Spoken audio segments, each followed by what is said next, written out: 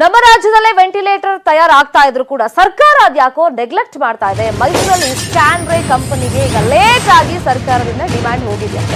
ರಾಜ್ಯ ಸರ್ಕಾರಕ್ಕೂ ಮೊದಲೇ ಕೇಂದ್ರದಿಂದ ವೆಂಟಿಲೇಟರ್ಗೆ ಮನವಿಯನ್ನ ಆ ಕಂಪನಿಗೆ ಮಾಡ್ಕೊಂಡಿದ್ದಾರಂತೆ. ಮತ್ತೆ ಬೆಳಗ್ಗೆಯಿಂದ ಈ ಬಗ್ಗೆ ನಾವು ಸುದ್ದಿಯನ್ನ ಪ್ರಸಾರ ಮಾಡ್ತಾನೆ ಇದ್ದೀವಿ.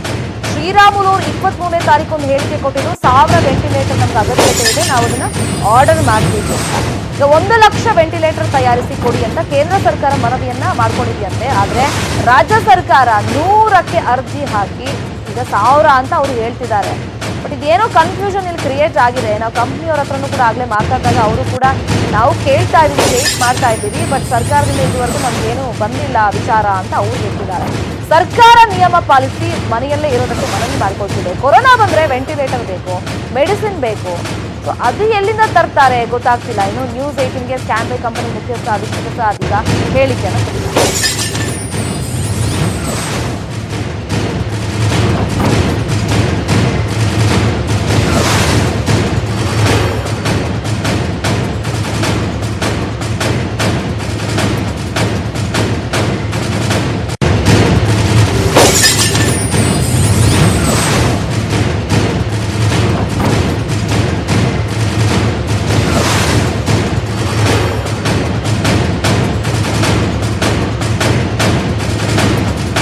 ಮಾಡ್ಕೊಳ್ಳಿ, ನಮ್ಮ ರಾಜ್ಯದಲ್ಲೇ ಈಗ ವೆಂಟಿಲೇಟರ್ ತಯಾರಿ ಮಾಡುವಂತ ಒಂದು ಕಂಪನಿ ಇದೆ, ಸ್ಕ್ಯಾನ್ರೇ ಕಂಪನಿ ಅಂತ ಮೈಸೂರಲ್ಲಿ ಇದೆ.